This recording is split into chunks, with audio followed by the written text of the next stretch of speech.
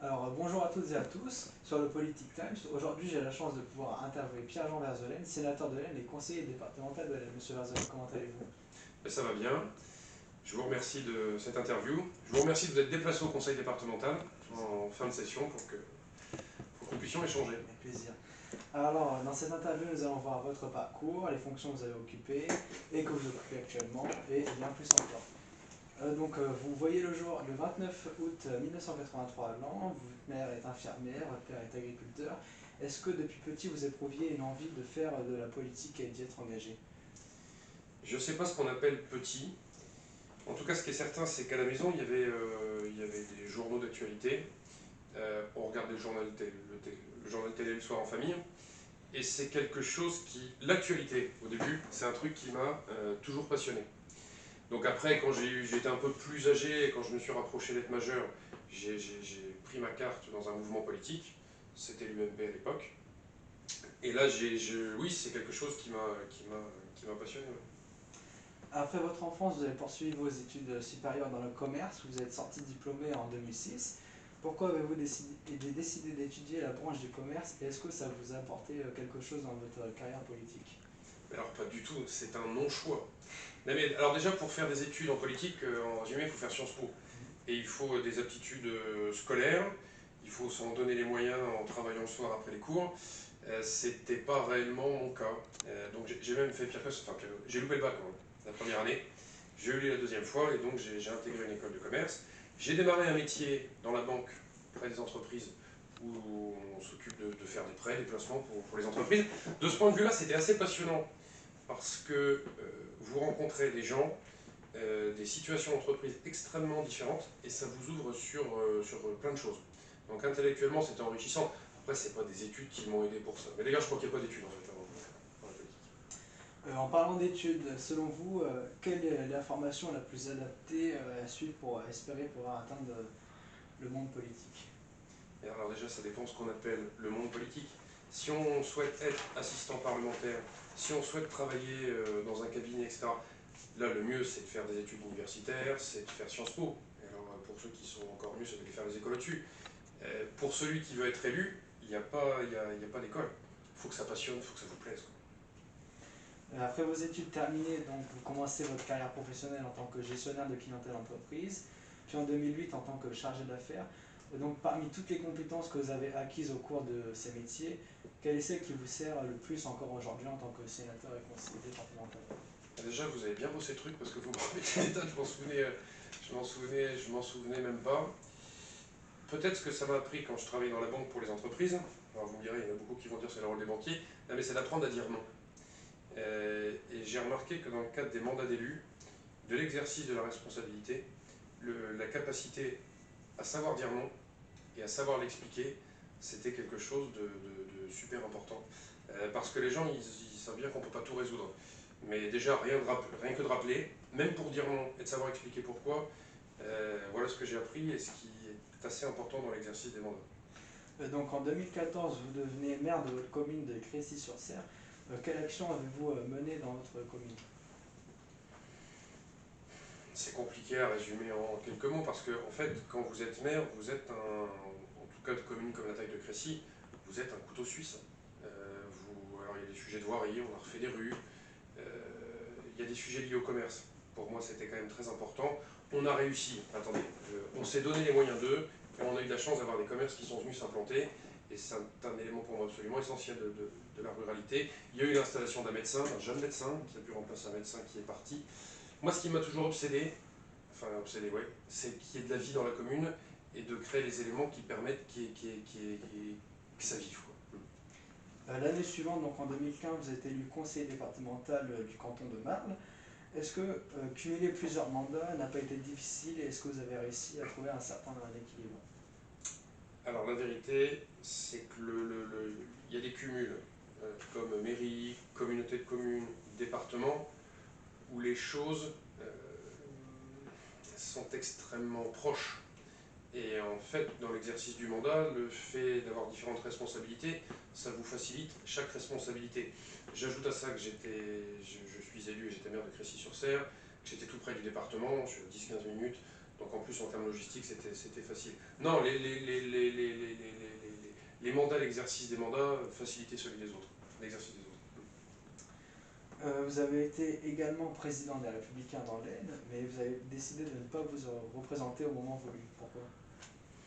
Parce que à l'époque, il y a des directions politiques qui avaient été prises qui clairement ne me convenaient pas. Donc voilà pourquoi j'ai arrêté. En 2018, vous succédez à M. Fricoteau, vous êtes donc nommé président du service d'incendie et de secours de l'Aisne. Là-bas, vous avez surtout favorisé le recrutement de pompiers volontaires jeunes. Est-ce que ça vous a tenu à cœur de voir plus de jeunes s'engager dans ce milieu? Alors, c'est pas que grâce à moi, c'est un truc qui a démarré depuis longtemps. Ça, dans l'Aisne, il y a 2000 volontaires à peu près, enfin, quelques-uns près, ce qui est une vraie particularité axonaise. Il y a un tissu de volontaires qu'il n'y a pas ailleurs. Ce qui fait d'ailleurs qu'il y a un tissu de casernes qu'il n'y a pas ailleurs. Il y a 63 casernes sur un territoire rural. Et dans le temps, tout le monde s'est rendu compte que les JSP, les jeunes écoles de sapeurs-pompiers, dont je fais la promotion, mais ça démarre en gros de la 5e à la seconde, c'est le meilleur moyen d'amener des volontaires qui dans le temps vont rester dans les casernes. Donc on a cherché les dispositifs qui permettaient d'attirer les jeunes dans les casernes. Vous avez aussi réussi à gérer un conflit social avec les pompiers pendant le mouvement national de 2019. Comment vous avez fait et quelles solutions avez-vous trouvé pour régler ce problème? Alors c'est la première fois, et c'est peut-être la seule fois jusqu'à maintenant, où j'ai eu à gérer un conflit social dans une ambiance qui était, je sais pas comment dire moi, virile ou sportive. Hein. C'était un truc ce jour-là. Je me suis rendu compte que quand chacun, au bout d'un moment, au bout de quelques heures, sort des positions entendues, des aptitudes qu'on attend d'eux, et qu'on rentre dans le fond des choses, entre gens de bon sens, on arrive à trouver une solution. Et on a réussi à la trouver. En septembre 2020, vous êtes candidat aux élections sénatoriales en tant qu'indépendant et le 27 septembre 2020, vous êtes élu. Pouvez-vous m'expliquer les secrets de cette campagne réussie? Il n'y a pas de secret. Non, mais alors si on parle de manière tout à fait rationnelle, j'étais premier vice-président au département en charge des questions liées aux ruralités, à la voirie. J'étais président des maires de l'Aisne, j'étais président du SDIS, ce qui fait que mécaniquement vous êtes au contact des maires, donc déjà position qui est, si je puis dire.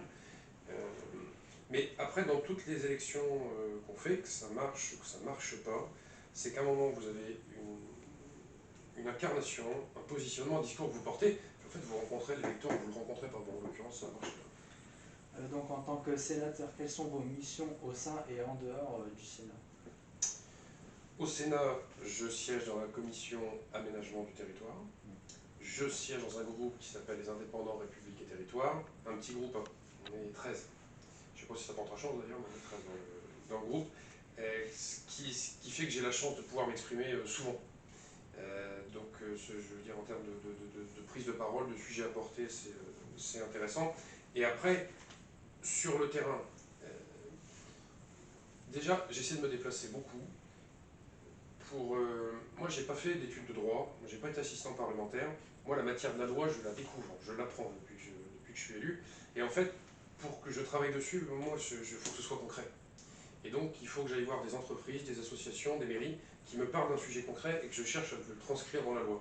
Donc, j'essaie de me déplacer beaucoup, de remonter des sujets du terrain. Et puis après, vous pouvez être un facilitateur sur des difficultés que rencontrent des communes. Le mieux, c'est quand vous comprenez que plusieurs communes rencontrent la même difficulté, d'en créer quelque chose pour essayer de démerder ces difficultés. Est-ce qu'il y a une journée type quand on est sénateur? Non, aucune. Alors je vais vous dire la semaine en général, c'est 2 jours et demi dans l'Aisne, je retire samedi dimanche, 2 jours et demi dans l'Aisne, 2 jours et demi à Paris. Des fois c'est beaucoup moins à Paris, des fois c'est beaucoup plus. Non, puis alors moi j'ai un agenda, non, tous les matins c'est différent en général. Comment répartissez-vous donc votre temps de travail entre les différentes rencontres que vous faites, le temps de travail et votre vie privée?